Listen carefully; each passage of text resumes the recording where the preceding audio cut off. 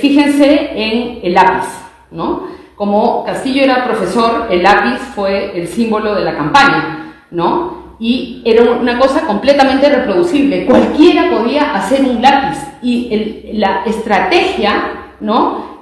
Publicitaria, la estrategia visual fue muy astuta y muy inteligente, pero esto no viene de alguien que se le ocurrió eso en la noche, sino que viene de la formación política de Vladimir Cerrón en Cuba, donde él estudió. De hecho, esta era una de las fotos que le sacaban para intentar criminalizarlo porque había estudiado en Cuba y no sé qué, y donde él toma esto de las brigadas de alfabetización cubanas, ¿no? Entonces, para entender que esto hay genealogías, ¿no?, en donde se piensan este tipo de estrategias, ¿no?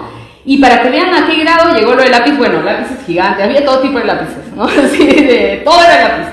Pero al punto de que, por ejemplo, Indira Wilka, en una política progresista, fue a un programa de televisión a defender la candidatura de Pedro Castillo y se olvidó el lápiz en la mesa, y obviamente fue con un lápiz para hacer propaganda, y el periodista que después entrevistaba a Keiko Fujimori, miren la mano del periodista porque el lápiz estaba allá abajo, y era, ¡sácalo! ¡Saca el lápiz! ¿No?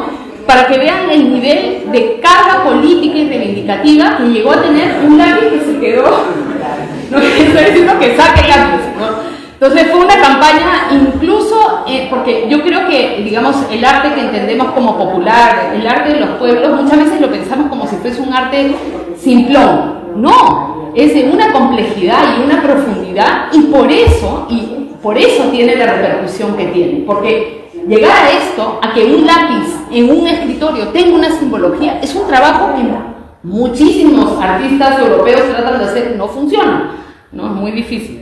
Pero me parece interesante la disputa por el término democracia, ¿no? Es decir, esa democracia ya no es democracia, ¿no? En un contexto en donde los defensores de la democracia, ¿quiénes son? La extrema derecha, que tiene como punta de lanza, por ejemplo, atacar a Venezuela para decir que democracia es lo que ellos dicen, ¿no? O el contexto europeo en donde millones de migrantes trabajan y son la clase trabajadora que mueve Europa y no tienen derecho al voto, ¿no? Entonces, y acá también ha continuado la persecución a figuras artísticas como Yarita Lisset, la cantante de esta canción que les mostraba al principio que se hizo tan famosa, pero también por su participación activa en, por ejemplo, apoyar logísticamente con su bus de cantante para que viajaran las personas que iban a Lima para las protestas. Y a ella le han abierto varios procesos judiciales y ella es una artista que es una perseguida política.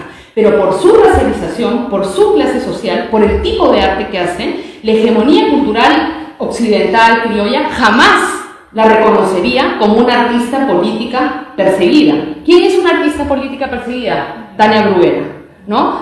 No sé si hace falta que explique mucho en relación a quién es ella. Es una artista cubana que desde las instituciones del Norte Global y con el apoyo de instituciones del Norte Global viene alimentando la narrativa de que en el contexto de Cuba hay una dictadura, invisibilizando absolutamente la situación de las sanciones y del bloqueo, ¿no? Y legitimando todo tipo de intervención en contextos no solamente como el cubano, sino también el venezolano, el iraní, y digamos una lógica pues de continuidad imperialista como la vemos, ¿no? Entonces ahí también es muy importante pensar quién define qué es artista, quién define qué es ser sujeto político y por ende qué es ser humano, ¿no? Es muy interesante también, yo creo, hay un artículo muy bueno, creo que es en Artishock, que cuestiona el carácter material y visual del trabajo de Bruguera, porque realmente para la magnitud de artista que es, yo soy un amante del arte, vemos el arte abstracto, el arte conceptual, todo me gusta, me parece hermoso.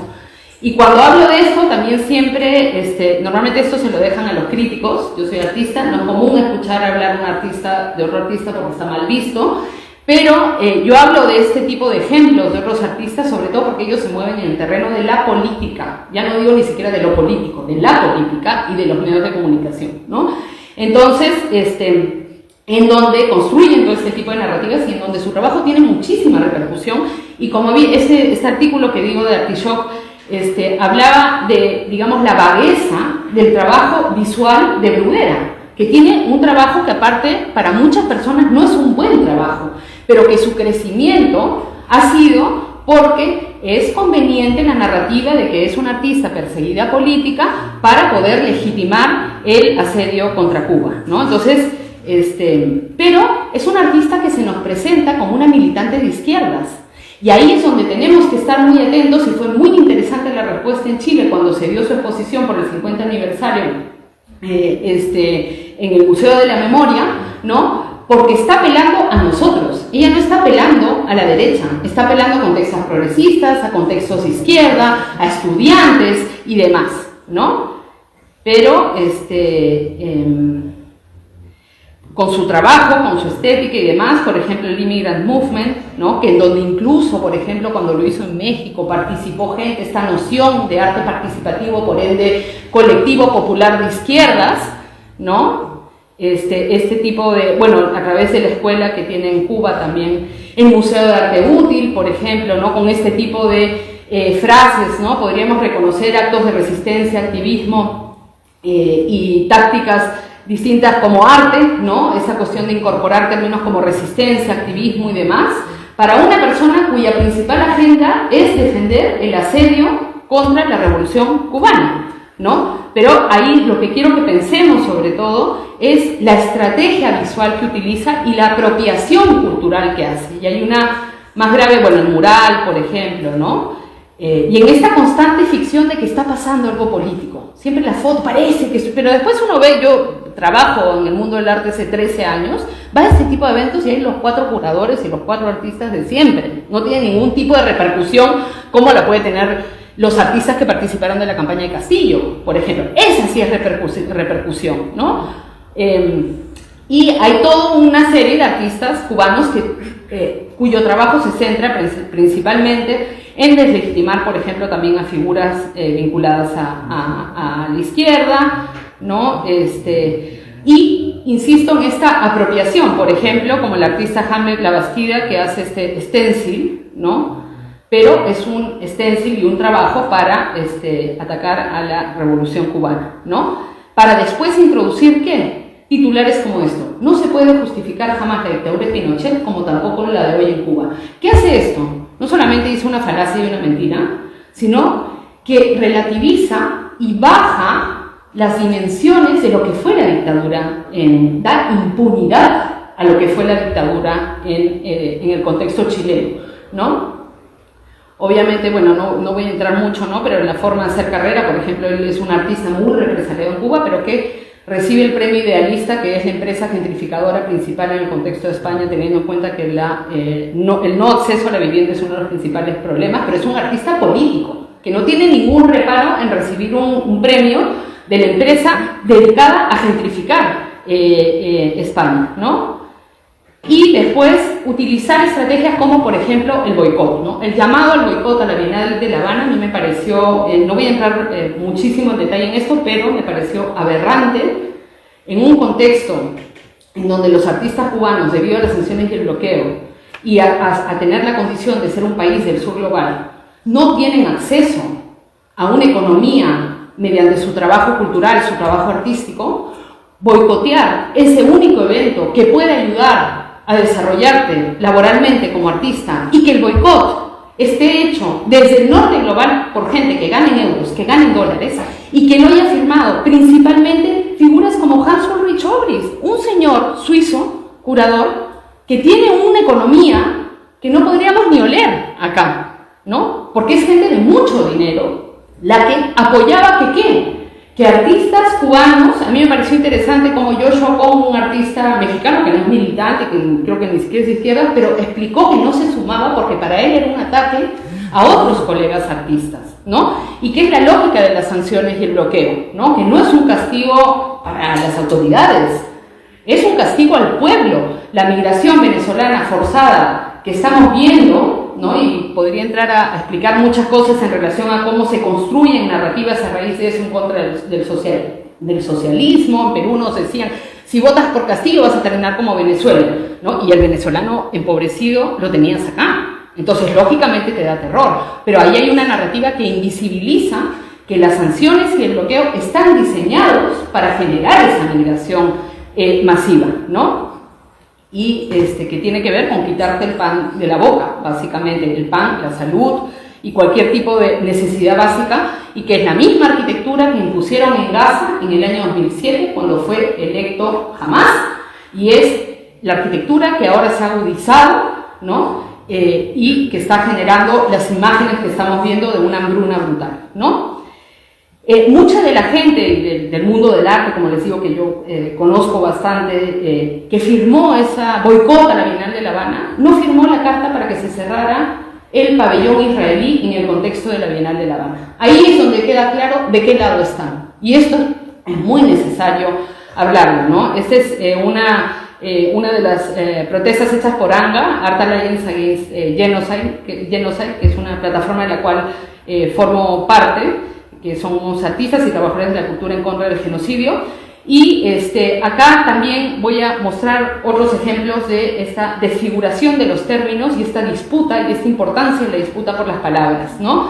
Por ejemplo, una vez Tania Bruguera denunció que estaba desaparecida, ¿no? Y obviamente por el rol que juegan, la repercusión mediática es inmediata y masiva, ¿no? Incluso salió este cartel, que a mí me impactó mucho, porque acá, ¿a qué nos recuerda esa silueta? Al siluetazo en Argentina, a las formas de protesta en los contextos de dictadura para denunciar que acá sí hubieron desaparecidos, ¿no? Y que fueron miles, y son términos, palabras y sentidos políticos de las palabras que ha costado hasta la vida a mucha gente poder establecerlos. La disputa por la memoria, y porque cuando digamos desaparecidos se entienda que es represión política durante una dictadura, ha costado muchísimo trabajo, como para alguien que va a cambiarle completamente el sentido, se la apropie, ¿no? Y la utilice de esta manera, ¿no? Y por todos los medios, como digo, aparecía, ¿no? Bueno, fue desaparecida por 6 horas, no como muchos compañeros que hasta ahora sus cuerpos no aparecen, ¿no? Entonces ahí vemos un aprovechamiento del término. Uno puede denunciar que la policía cubana puede ser abusiva, lo que sea, pero esta estrategia demuestra, ¿no? Lo peligroso, ¿no? En el contexto de Venezuela también lo hemos visto, ¿no? Se usan términos como secuestraron, detención, desaparición, para, y miren la cantidad de noticias que aparecen, ¿no? Desaparecido, detención, secuestro, se difunde por todo lado, pero 6-7 horas después aparece esa persona, y aparte, si uno sigue con detalle las noticias, siempre se sabe dónde está. Y como digo, uno puede no estar de acuerdo con el gobierno, uno no puede no estar de acuerdo con que lo hayan detenido o lo que sea, pero el tipo de narrativa que están construyendo es una apropiación de las herramientas políticas de las luchas en contra del orden colonial, imperialista, capitalista. Bueno, no voy a entrar en otro detalle. Por ejemplo, cuando retuvieron en Perú a Leopoldo López, una misma operación mediática, ¿no? Y era que el señor no había llenado el formulario de la visa. Y como no había llenado el formulario de la visa, salió en todo. Leopoldo López, líder opositor, pudo ingresar, bueno, eso fue detrás, ¿no? Leopoldo López es retenido en el aeropuerto Jorge Chávez, y era que no había llenado algo, pero ya la maquinaria mediática construyó, eso fue cuando fue a apoyar a Keiko, ¿no? Porque este arte político imperialista apela a la izquierda mediante estéticas y discurso, ¿no? Y se apropia, como digo, de discursos y estéticas para invisibilizar la verdadera persecución política, ¿no? Como les decía, la referencia visual es esta, ¿no? O esta, por ejemplo, esta imagen de la mujer mapuche recientemente desaparecida en este contexto, Julia Chuñil. O como Lichita, la hija de la militante Carmen Villalba en Paraguay, menor de edad, que ha sido desaparecida por el ejército paraguayo y que no hay ningún tipo de repercusión en relación a su caso, ¿no? Bueno, las abuelas de Plaza de Mayo siempre presentes, pero me parece interesante pensar en esta apropiación, ¿no? Fíjense el mural de Bruguera y un mural en reclamo, pero lo que nunca van a tener es la colectividad que mueve estas causas, porque la forma en la que construyen su trabajo nunca va a ser colectiva, nunca va a ser por un motivo que junta a distinta gente, ¿no? No voy a entrar en mucho detalle, pero creo que hay muchos artistas digamos, de la hegemonía cultural norteamericana principalmente, validados por eso, ¿no? Como Shirin Neshat, cuyo instalación fue inaugurado por Hillary Clinton, ¿no? Ai Weiwei, una figura que alimenta el discurso en contra de China de manera muy profunda, ¿no? Y cuya carrera... Ai Weiwei sí me parece a mí un buen artista, estéticamente es excelente, pero la forma y la narrativa, las Pussy Riot, ¿no? Que después no tienen ningún problema en decir no pasarán y estar con Bill Clinton en un evento tomándose una fotografía, ¿no? Entonces también hay toda esta irreverencia política, ¿no? Que termina siendo absolutamente funcional, ¿no? Porque nos muestra una especie de descontento social, pero es de hecho para reforzar las estrategias imperialistas. Esta estrategia de apropiación cultural es larga para el fascismo. Mussolini, por ejemplo, se apropió de la figura de Anita Garibaldi, y desde Anita Garibaldi hasta Rómulo y Remo, hasta Pinocho, ¿no? Porque había el Pinocho camisanera, y de hecho no es casual que Gramsci surja en ese contexto, porque precisamente el fascismo fue una maquinaria cultural, ¿no? Y de apropiación muy fuerte, ¿no? Entonces ahí está nuestro trabajo, en esa agudeza que podemos tener para detectar esto y para contrarrestarlo, ¿no? Porque, bueno, como digo, se apropia para construir un sentido común. Veamos, por ejemplo, esa imagen, pareciera como las que les he mostrado al principio, ¿no? Y es en las recientes protestas durante las elecciones democráticas de Venezuela. ¿Y quién después tiene esa imagen en un polo en el primer evento que se hace, obviamente, en Madrid? Porque no es casual que esto venga desde Madrid, ¿no? Leopoldo López se pone una imagen con eso para estar al lado de Isabel Díaz Ayuso, que es una fascista. O sea, es una mujer que es fascista abiertamente, ¿no? Y recordar que durante los días que se intentó derrocar ese monumento a Chávez, también fueron derrocados monumentos a figuras indígenas, como esta, ¿no? Del cacique Coromoto, ¿no? Que forma parte también de la monumentalización anticolonial que se da en el contexto de la Revolución Bolivariana, ¿no? Pero es importante pensar que quienes derrocaban ese monumento a Chávez también querían derrocar a un indio. O sea, ¿qué sentido tenía ser una figura histórica? ¿No? ¿Por qué? Porque lo que quieren es el restablecimiento del orden imperialista colonial, ¿no? Bueno, este es el monumento, la base del monumento a Colón de Caracas, que fue derrocado en el 2004, y que entiendo que ahora está en un depósito por ahí, como tiene que estar como chatarra, ¿no? Porque no hay que ponerlos tampoco ahí en el depósito del museo para ver si alguien lo saca después y lo vuelve a poner, ¿no?